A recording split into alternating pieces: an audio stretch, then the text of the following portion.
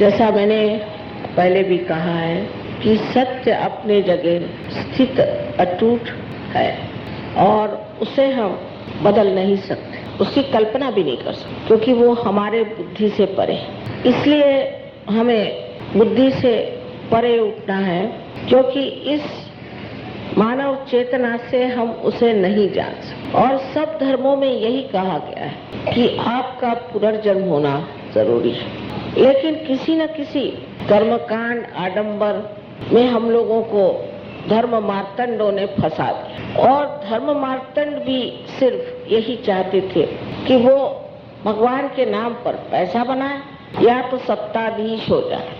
और हर चीज इसी दृष्टि से विचार में लाई गई कि कौन कौन से तरीके से हम अपनी इच्छा की पूर्ति करें। और सर्व जन के लिए, जन समुदाय के लिए ये समझना मुश्किल था कि ये लोग सही कहते हैं या गलत। उन्होंने कह दिया ये करो तो वही करने लगे। जैसे आज का एक आधुनिक उदाहरण मैं आपसे बताऊं कि मैं देखती हूँ बहुत से औरतें संतोषी माँ का उपवास करते हैं और उनकी सबकी तबीयत खराब। तो मैंने पूछा आप किसी गुरु के पास गए थे? नहीं, समझ में नहीं आ रहा। इनका तो ऐसा ही हाल है जैसे किसी गुरु ने इनको मंत्र मुग्ध कर दिया।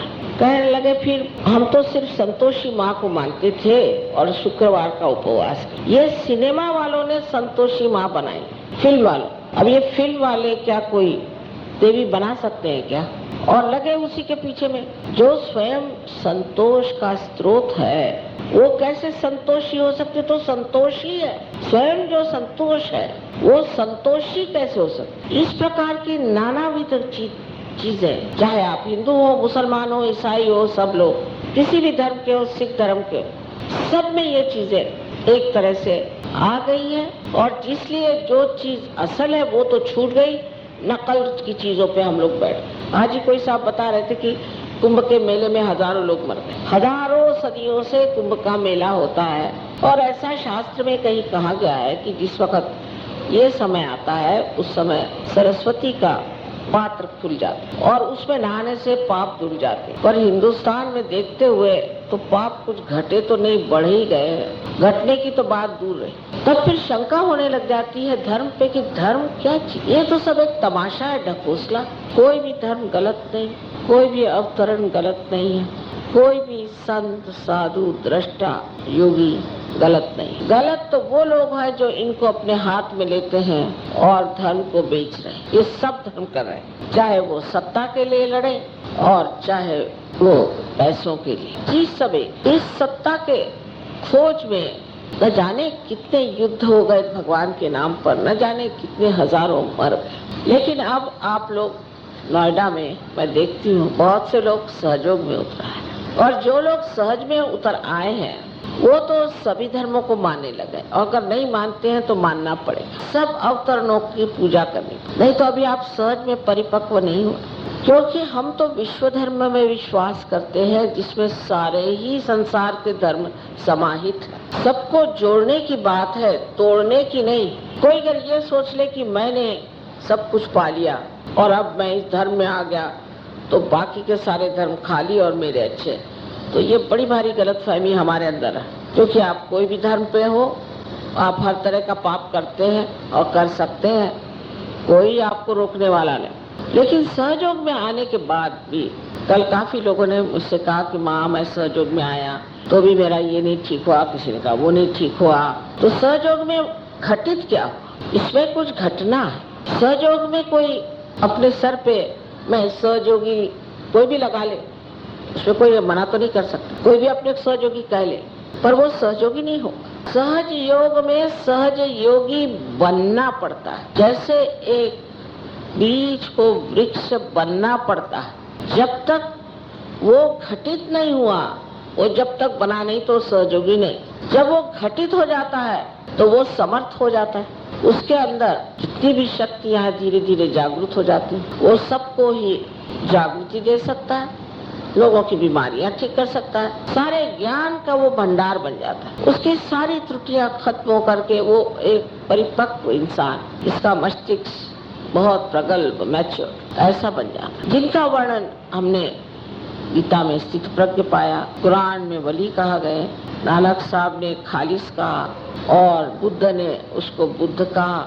हर धर्म में ऐसे योगी का, जिसे कि हम कह सकते हैं कि प्रकाशित, जिसकी बुद्धि हो गई, उस प्रकाश में जीवन के बारे में कहा गया और उस प्रकाश को प्राप्त करने के बारे में कहा है, जो आत्मा के प्रकाश से मनुष्य में एक परिवर्तन घटित कर दे, उसके बारे में भी कहा।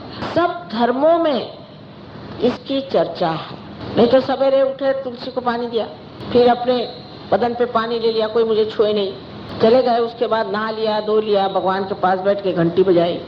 ये धर्म बाहर रह गया, अंदर नहीं। नमाज पढ़ी, बाइबल पढ़ा, सारा धर्म बाहर रह गया। अंदर आने के लिए वो धर्म अंदर से खालिस होना पड़ेगा, स्वच्छ होना पड़ेगा। अंदर सब कुछ भरा हुआ है तो धर्म आके बैठेगा कहाँ? उसकी सफाई होनी चाहिए। और आज मैं रशियन एम्बेसडर से मिलने गई थी, वो इतने अभिभूत थे, बहुत उन्होंने धन्यवाद दिया कि आपने रशिया में इतना कार्य किया। अपनी गवर्नमेंट को तो ये समझ में नहीं आएगी, उनके बस का नहीं। पर उन्होंने एक बात कही कि हम चाहते हैं कि आप जो भी आप मदद चाहे हम करेंगे, क्योंकि हम चाहते हैं कि हमारे देश के लोग स्वच्छ हो जाए, इनका हृदय स्वच्छ हो जाए। तो सहयोग में आने के बाद हर बार देखना चाहिए कि हमारा हृदय स्वच्छ हुआ कि नहीं, कि अब भी उसमें आसपास की ईर्ष्या, आसपास का दोष, यही सब घुमड़ रहा है। इस दिल को जब आप साफ करेंगे तभी तो ना परमात्मा का प्रेम इसमें भरेगा। तो ऐसी कुछ अजीब चीज है कि सहयोग में आने के बाद भी हम इसमें प्रयत्नशील नहीं रहते। एक आदमी दूसरे की बुराई देखेगा या किसी न किसी तरह से स्पर्धा में, कंपटीशन में पड़ जाए और इस स्पर्धाशील स्वभाव के कारण वो दूसरे से हमेशा अलग ही रहे। किंतु अगर अच्छाई में स्पर्धा शुरू हो जाए, अच्छाई में, तो सबकी अच्छाई बढ़ जाएगी और सब चीज ठीक हो जाए। पर ये भी नहीं हो सकता, कारण अभी तक आत्मा का प्रकाश हमारे अंदर आया नहीं। पर अजीब बात यह है कि आत्मा का प्रकाश पूरी तरह से हमारे चित्त में आया नहीं, हमारे हृदय में पूरी तरह से बसा। तो सहयोगी होने पर भी डावाडोल मामले चलते हैं, और जब ये डावाडोल मामले चलते हैं, आपसी झगड़े हो जाएंगे, ग्रुपबाजी हो जाएगी, तो हम अपना नुकसान कर रहे हैं, दूसरे का नहीं। जब जरा गर्दन झुकाइए तो आप देखेंगे इस हृदय में आत्मा है। पर गर्दन झुकाने की बहुत जरूरत है। अगर आप कहेंगे कि मैं क्यों झुकूं, तो ये आप नहीं बोल रही, ये मैं है अहंकार। इस अहंकार को आपको थोड़ी देर झुकाना पड़ेगा जबरदस्ती। तो झुकता है कि नहीं झुकता है? तब फिर आपको आश्चर्य होगा कि आपका हृदय का कमल खिलने लगे और उसका सौरभ, उसका सुगंध सारे संसार में बहना शुरू हो जाए। तब फिर आपकी कुंडलिनी भी चढ़ पड़ेगी, इतने ही उसके तार खुल पड़ेंगे, आपकी तंदुरुस्ती ठीक हो जाए, आपकी कमजोरियां खत्म हो जाए। किंतु पहले हृदय खोलने की बहुत जरूरत है। ये ठीक है, आप पार हो जाएंगे। आप सहयोग पे लेक्चर दे सकते हैं लंबा लंबा, तब बुद्धि का करिश्मा। और हो सकता है कि आपके हाथ से थोड़े लोग जागरूक भी हो, लेकिन न तो आप आगे जा सकते हैं, न तो वो लोग जा सकते हैं। इसने इस प्रेम से हृदय को भर लिया, वही असली सहयोगी। पर फलस्वरूप क्या होता है कि इस शुद्ध प्रेम से भरे हुए हृदय को चारों तरफ फैला हुआ ये चैतन्य जानता है। और जब आपका हृदय प्रेम से भर जाता है तो ये सारा चैतन्य जो है वो अपने गण भेज करके आगे पीछे आपके दौड़ता है, देखता है। कोई चीज की जरूरत हो ले लीजिए। सहयोग में हमेशा लोग बताते हैं, माँ मेरे साथ तो ऐसा चमत्कार, मुझे तो आपने ऐसा दे दिया। मैंने कुछ दिया भी नहीं, कुछ भी नहीं, लेकिन वो इतना बताएंगे कि आपने इतना दे दिया, इतना दे दिया। ये सब परम चैतन्य आपको दे रहा, क्योंकि आपका हृदय प्रेम से भरा जा रहा। जिस मनुष्य के हृदय में प्रेम आ जाए, शुद्ध प्रेम, तो ये तो परम चैतन्य स्वयं ही आपके अंदर आ गया, क्योंकि ये भी शुद्ध प्रेम है और यही आपके हृदय में भी है। तो ऐसा हृदय जिसमें शुद्ध प्रेम विराज रहा है, उसका संबंध तो हो ही गया उस परम चैतन्य से। तो क्या ये परम चैतन्य इस हृदय को, जैसे कोई मेरा ही छोटा बालक है ऐसा समझ करके उसकी पूरी मदद नहीं करेगा, उसको नहीं देखेगा, और जब ये परम चैतन्य आपकी हर पल हर घड़ी रक्षा करेगा, आपकी पूरी इच्छाएं पूरी करेगा, आप में संतुलन और दुनिया भर का प्यार दे देगा, जब ऐसी आपकी सुंदर प्रकृति हो जाएगी कि आपको देखकर बाग के फूल भी खिल उठे और वन के पेड़ भी आनंद से भरा है, ऐसी जब आपकी सुंदर प्रकृति होने लगेगी, तब आपका विश्वास अपने ऊपर और सहज योग के ऊपर दृढ़ हो जाए। जब तक ये विश्वास अंधा था, अंधेपन से आप दुनिया भर के कर्मकांड कर रहे थे, तब तक एक अंधे की लाठी जहाँ चल जाए, इसी प्रकार आपका जीवन था। अगर समझ लीजिए यहाँ सब अंधे बैठ जाए तो वो समझेंगे नहीं कि किसके पास बैठे हैं, किससे कितने दूरी पर है, क्या है। अगर उनको बाहर भी ले जाना है तो किसी को हाथ पकड़ के ले जाना पड़े। पर फिर ऐसा लगता है कि ये परम चैतन्य जो है ये मेरा हाथ पकड़ करके मुझे इधर ले जा रहा है। घर समझ लीजिए कहीं जा रहे हैं, रास्ता भूल गए, जरूरी है जहाँ जाना है सो ले जा रहा है, मैं क्या करूँ, ये परम चैतन्य मुझे ले जा रहा है, इसी के साथ में चले जा। सारी जिम्मेदारी इस परम चैतन्य ले ली, ये आपकी समझ में बात आ जाएगी। जब ये बात आपके समझ में आ जाए तब ये जो अंदर श्रद्धा है ये श्रद्धा बन जाए और विश्वास श्रद्धामय होगा, क्योंकि आपने सत्य को जाना और सत्य को जानते ही आपने उसको अपनाया है। इसलिए सत्य आपके साथ खड़ा रहे, और जो इंसान सत्य पे खड़ा रहता है उसको कोई डिगा नहीं सकता, और उसको कोई डिगाता है तो असत्य, क्योंकि वो समर्थ हो जाता है। ईसा मसीह को एक बार एक वेश्या के सामने खड़ा होना पड़ा, क्योंकि लोग उसे पत्थर से मार रहे थे। वो जाकर के उस वेश्या के सामने खड़े हो गए और उन्होंने कहा कि आप में से जिसने पाप नहीं किया हो वो मुझे पत्थर मारे। इस वेश्या को, असल में ईसा मसीह का और वेश्या का क्या संबंध, कुछ भी नहीं, लेकिन सत्य का और उनका संबंध था।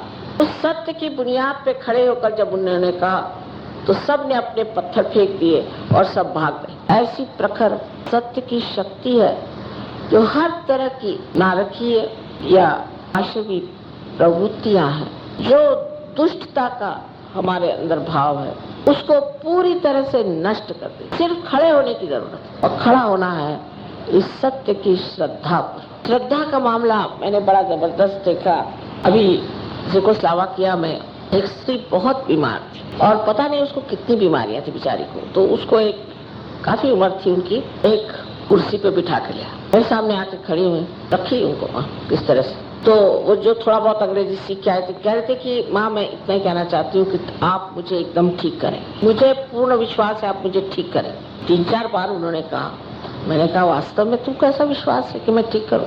हाँ मुझे पूर्ण विश्वास है। अच्छा तो खड़ी हो जाओ। खड़ी हो गई वो, मैं तो ठीक हो गई।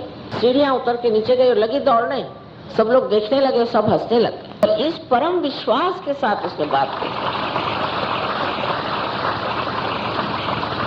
ऐसा विश्वास सहयोगियों के हृदय में बैठना चाहिए कि हमारे लिए परम चैतन्य खड़ा हुआ है, और हमारा सिर्फ जब उस पर विश्वास नहीं होता है तो फिर परम चैतन्य कहता अच्छा तो तुम जो करना कर। ये जब तक हम परम विश्वास को प्राप्त नहीं करेंगे तब तक हमने जाना नहीं कि सत्य क्या है। सत्य यह है कि परमात्मा चाहते हैं कि आप उनके साम्राज्य में आए, और उनका साम्राज्य इस कदर कार्यशील है, कार्य दक्ष है, कार्यक्षम है। कोई बात यहाँ कहिए जा करके अमेरिका में बात होता है तो जाने कम्युनिकेशन उनका इतना जबरदस्त, और एक चीज नहीं चूकती। इस साहब का नाम बताओ क्या, बस हो गया। आश्चर्य करने की कोई बात ही नहीं रह जाती, क्योंकि हर दिन हर समय हर पल ऐसे सहयोग में घटित हो रहा है। तो उसके लिए आपको योग्य होना चाहिए। तो आप पे इसकी योग्यता नहीं तो ये कार्य नहीं होने वाला। इसके लिए कुंडलिनी का जागरण मात्र वो तो अभी हो ही जाएगा आप सबका, इसमें शंका नहीं। किंतु ये जो संबंध है, योग है, चारों तरफ फैली हुई इस परमात्मा के सृष्टि से जो संबंध है, वो जब तक आप कायम नहीं करेंगे तब तक आप हिलते डोलते ही रहे। उसके इलाज भी सहयोग में बहुत ही सीधे सरल है। कोई आपको हिमालय नहीं जाना, कोई आपको भूखे नहीं रहना, कोई व्रत नहीं करना, कोई चीज की ऐसी बात है। सिर्फ सवेरे 5 मिनट, शाम को 10 मिनट भी कम से कम अगर आपने ध्यान किया और अगर आप सामूहिकता में अपना सारा घमंड छोड़ करके चले, वो भी बड़ी मुश्किल बात है। क्योंकि साहब मैं तो सेक्रेटरी हूँ इस डिपार्टमेंट का और वहाँ मेरा क्लर्क जाता है तो मैं वहाँ कैसे जाऊँ। अगर आप सेक्रेटेरिएट में जाते हैं जहाँ आपका क्लर्क भी आता है और आप भी आते हैं और उससे आप तंबाकू मांग कर पीते हैं, तो आपको क्या हर्ज है साहब ऐसी जगह जाना। पर साहब ये बड़ा मुश्किल है कि मैं उसी के साथ बैठ के ध्यान करूँ, तो साहब तो मुश्किल है।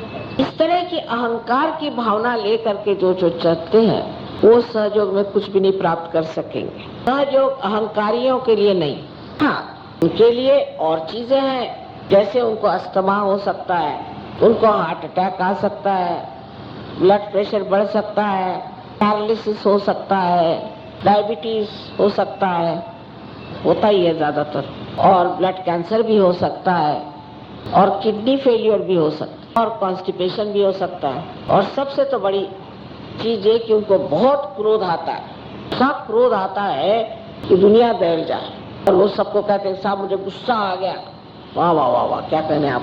तो ये सब लाभ तो है अहंकार, और फिर डॉक्टरों के जेबे भी भर सकता है, मतलब एक तरह से कुछ तो कार्य हो ही रहा। लेकिन आप इस संसार में किस लिए आए हैं? पीड़ित रहने के लिए और सबको पीड़ा देने के लिए, इस जीवन का आनंद उठाने के। वो आनंद आप अंधश्रद्धा से नहीं पा सकते, कभी भी नहीं। जैसे अंधे को कोई सा भी रंग दिखाई नहीं देता, इसी प्रकार अंधश्रद्धा से मनुष्य को कभी भी परमात्मा के प्यार की छटा भी नहीं, जान भी नहीं सकता कि परमात्मा कितना प्रेम से भरा हुआ, उसको छा तक कभी मिल नहीं सकती, एक बूंद भी वो उसे नहीं पा सकती, जो कि साक्षात अमृत स्वरूप चारों तरफ फैला हुआ। तो हम क्यों बेकार में ही इस गर्त में पड़े हुए गोते लगा रहे, क्योंकि इतना आसान है उस अमृत को पाना, क्यों न उसे हम प्राप्त करें।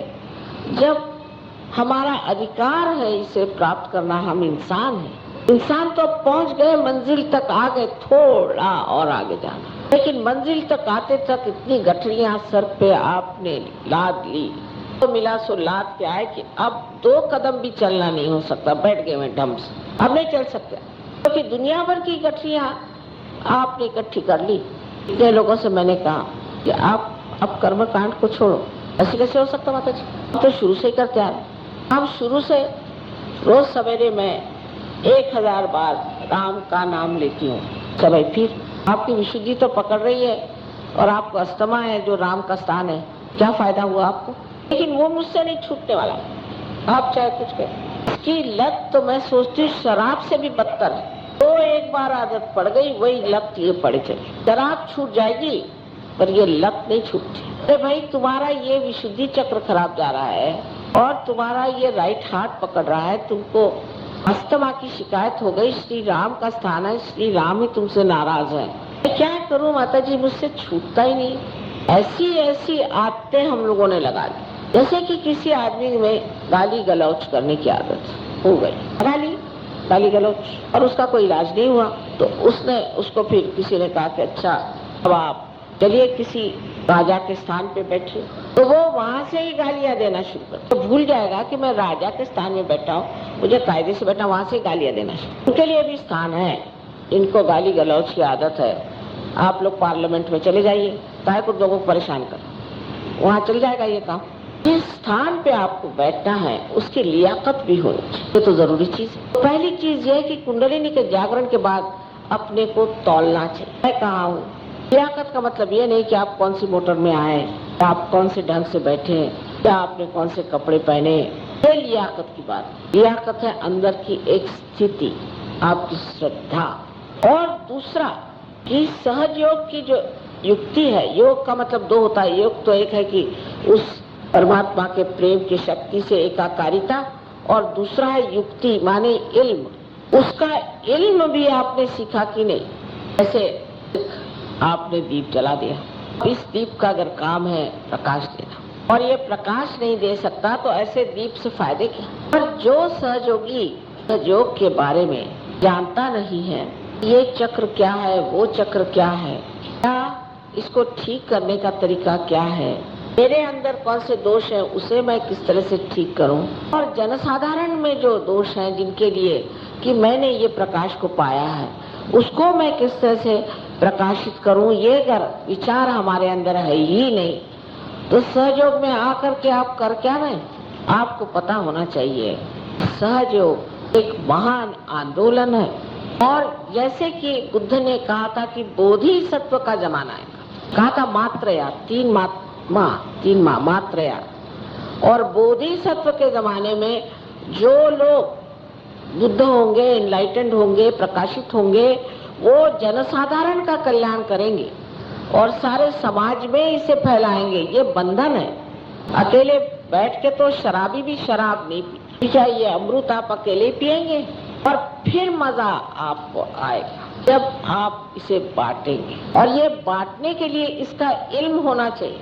जैसे कोई भी मशीन है, ठीक है, उसको आपको दे दिया, भाई इसमें स्विच लगा दो और काम हो जाए, और बाद में तो आपको सीखना ही पड़ेगा कि ये है क्या चीज, चल कैसी रही, क्योंकि आपको जनसाधारण में जाना है, सबको बताना है, समझाना है। वो कहेंगे अच्छा भाई तुमने क्या पाया? बस मुझे तो ऐसी चैतन्य की लहरें आ गई ठंडी ठंडी, बस हो गया। हाँ क्या नहीं, वैसे हमारा बिजनेस अच्छा हो गया, मेरे बहू को बेटा नहीं होता था उसको बेटा हो गया, मेरे घर का जो प्रॉब्लम था वो ठीक हो गया, आदि आदि ऐसी बातें बताएं। चलो इस पर भी कोई विश्वास करके सहयोग में आ भी गए तो जैसे एक वैसे 10, से फायदा क्या होने वाला है किसी को। इसलिए आपको इल्म सीखना पड़ेगा कि तकनीक जिसे कहते हैं, हिंदी में शब्द इन्होंने बनाया टेक्निक से तकनीक, इसकी तकनीक सीखनी पड़ेगी हर एक सहयोगी को, जो बहुत ही आसानी से सीखते हैं। मैं भी मेडिकल कॉलेज में पढ़ी हूँ, अपने बाप हड्डियां लेकर सोना पड़ता था, वो हड्डी के एक एक पुर्जे को याद करना पड़ता, कहीं बच्चे को काट, कहीं मुर्दे को काट। 7 साल में तो कोई पास नहीं होता, तो 8-10 साल में अगर पास हो गए तो कहीं जाके आप डॉक्टर हो जाते। फिर भी अगर किसी अस्पताल में आप गए और कहा कि पता लगाओ इनको क्या बीमारी है, आपकी पूरी अतड़ियां निकाल देंगे, आंख निकाल के धो के फिर फिट कर देंगे, दांत निकाल के फिर फिट कर देंगे और कहेंगे कोई बीमारी नहीं। लेकिन सहयोग में तो आप खड़े हो जाइए, फौरन पता चल जाता है 1 मिनट में क्या तकलीफ है, फौरन पता हो जाता है कि आपको क्या तकलीफ है और दूसरे को क्या तकलीफ है। तो संवेदना अपने अंदर आनी पड़ेगी। तो संवेदना के साथ इल्म भी आना चाहिए कि इसमें हमने अभी देखा इसको ठीक कैसे किया जाए। एक साहब ने लिखा कि माँ मैं जब दूसरों को ठीक करता हूँ तो मैं कमजोर हो जाता हूँ, क्योंकि आप सोच रहे हैं आप कर रहे हैं, आप मेरा फोटो रख, कोई बीमार हो जाते, मैं तो होती नहीं, क्या माँ तुम ही कर रहे हो गया काम पर, आप अपने ऊपर ले लेते हो, तब ये प्रश्न खड़े हो जाते। नोएडा में सहयोग बड़े जोरों में बढ़ रहा है, इसमें कोई शंका नहीं। पता नहीं मुझे भी यहीं पे जमीन मिल गई, यहीं पे घर हमारा भी बन रहा। कुछ बात होगी नोएडा के विषय। यहाँ के सहयोगियों को सहयोग का इल्म कितना मालूम है वो मैं आकर जरूर देखूं। इल्म मालूम जरूर करना ही पड़ेगा, नहीं तो ऐसा हुआ कि आप किसी यूनिवर्सिटी में फर्स्ट ईयर में ही फेल होकर के रह रहे। जब तक आपको इसमें पूरा गुरुत्व मास्टरी नहीं आ जाएगी तब तक आप सहयोग में बिल्कुल बेकार आए हैं, आपका कोई उपयोग नहीं। जंगलों में लाइट लगाने से क्या फायदा, समाज में हमको प्रकाश देना। तो अब आपको समाज में उतरना पड़े, भागना नहीं है समाज से, तंगी से भागिए और समाज से भागने की जरूरत नहीं। आपको देख के ही, आपके प्रकाशित जीवन को, आपके नूर को देख के ही लोग समझ लेंगे कि ये चीज कुछ और ही है, और पूछेंगे कि भाई है क्या, बात बताइए। धीरे धीरे उनकी खुद समझ में आएगा, तो जबरदस्ती करने की जरूरत है। और समाज में जब तक आप कार्यान्वित नहीं होंगे, सिर्फ हाँ भाई मेरी तो तबीयत ठीक हो गई, मेरा बच्चा उसको भी नौकरी मिल गई, मेरा मेरा मेरा जब तक चलेगा तब तक आप सहयोगी नहीं, भले ही आप मेरा बैज लगा के घूमें। हम तो चाहते हैं, एक माँ तो जरूर है, लेकिन चाहते हैं कि जो कुछ हमारे अंदर है सब हमारे बच्चे उसी तरह से पनप जाए और उससे भी आगे चले जाए। के लिए जो भी आप कहेंगे मैं करने को तैयार, जो भी मेहनत करेंगे वो करने को तैयार। मैं देखती क्या हूँ, माँ मैं तो बीमारी मेरी ठीक ही नहीं हो रही, माँ मेरा यही नहीं हो रहा, वो ही नहीं, यही रोना गाना करते रहते। क्या तुम लोग सहयोग में आए हो कि क्या? सहयोग में आके आपकी बीमारी नहीं ठीक होती तो आप में कोई न कोई खराबी है, सहयोग में कोई खराबी। अच्छा आप फिर से जन्म ले लो, छोड़ो सहयोग को। ऐसा सहयोग क्यों करते? बेहतर आप छोड़ के चले जाओ और सबको बख्शो। रोज मुझे 5-6 बजे तक बैठना पड़ता है, सवेरे 6 बजे से 6 बजे तक कि यही सब रोना लेकर लोग पहुंचाते। ऐसा कोई जब कहे आप कुछ नहीं चाहिए माँ, बस सब मिल, बस चल रहा है, फिर तबीयत बनती है। सोचते हैं कि ये समझ गए कि हमारे जीवन का लक्ष्य क्या है। हमारा मार्ग तो ठीक हो गया, लेकिन ये मार्ग कहाँ पहुँचता है और हमें अग्रसर अगर होना है, इसमें अगर बढ़ना है तो हमें क्या करना है, उसके लिए प्राप्त करना है।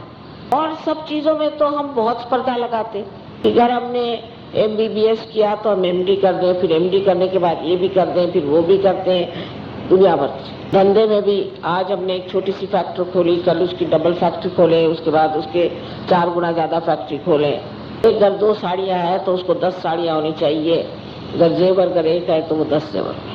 इसमें सब में स्पर्धा है।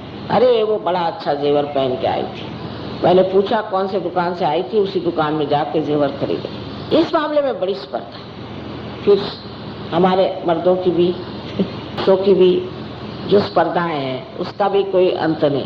रात दिन ये माँ मेरे ऑफिस में डिप्टी सेक्रेटरी है, मुझे उसकी नौकरी चाहिए, पर वो तो हटता ही नहीं, उसको किसी तरह हटाने की व्यवस्था करिए। अब यही घर धंधा मुझे करना है।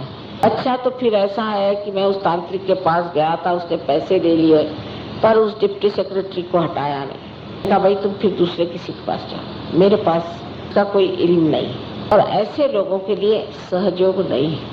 स्पर्धा करनी चाहिए इसमें कि मैं कब उस चरम सीमा पे पहुंच जाऊं जहाँ मेरे अंदर कोई सी भी नेगेटिव बात ही ना, ऐसा मेरा हृदय का कुंभ प्यार से लबलबा जाए, उससे सारी गलत चीजें जो है एकदम खत्म। इस तरह की भावना अगर हमारे अंदर जागृत हो जाए, ये परम चैतन्य बैठा है आपकी चरण सेवा करने के लिए, जो कहिएगा तो आपके साथ बेइंसाफी नहीं होगी। इंसाफ पूरी तरह से आपके साथ इस तरह से होगा कि आप भरपूर हो जाए। ऐसे भी बहुत से लोग सहयोग में मिले और मिलते हैं। इस नोएडा में भी हैं और इस दिल्ली शहर में भी है, जहाँ मैं तो सोचती थी कि बबूल के झाड़ के सिवा कोई झाड़ ही नहीं हो सकता। आज इतने गुलाब खिल गए हैं, हर जगह इतना कार्य हो। लेकिन आपको भी इसी में स्पर्धा करना है कि हम भी ऐसे हो के दिखा देंगे।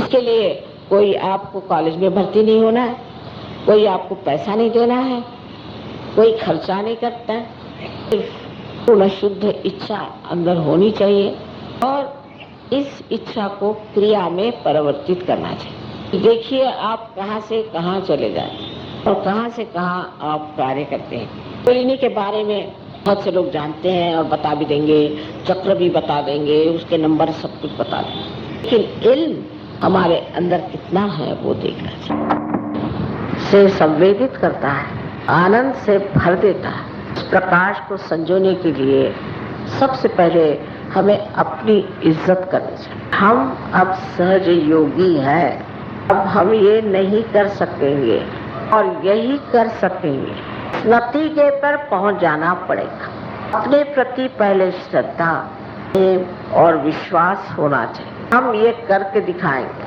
हम सब कुछ छोड़ देंगे। बाप दादे हमारे करते रहे होंगे, लेकिन आज हम सहयोग पे खड़े हुए हैं और हम करके दिखा सकते हैं। सब बेकार चीजें हम छोड़ देंगे और असलियत पे उतर आएंगे। ये अगर आपने ठान लिया, देखिए कि सारे कार्य सहज में हो सकते। शुरू में तो परम चैतन्य आपको अनंत चमत्कार दिखाएंगे। आपको एकदम से कहीं से पैसा मिल जाएगा, एकदम से कोई बड़ा भारी लाभ हो जाएगा, उनमें आपके शांति आ जाएगी, उससे दुश्मनी से उससे दोस्ती हो जाएगी, सब कुछ हो जाएगा। ये भी एक प्रलोभन है। मुझे यहाँ आना था, रास्ते में बहुत सी चीजें देखने की थी, अगर बीच में ही उतर जाती तो यहाँ कैसे पहुँचती। किसी भी प्रलोभन में नहीं पड़ना है, अपनी मंजिल पे जाना है।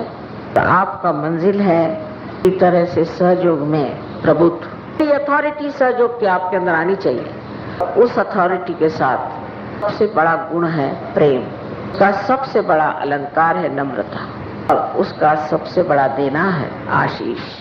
परमात्मा आप सबको सुबुद्धि दे और आप सबको अनंत आशीर्वाद।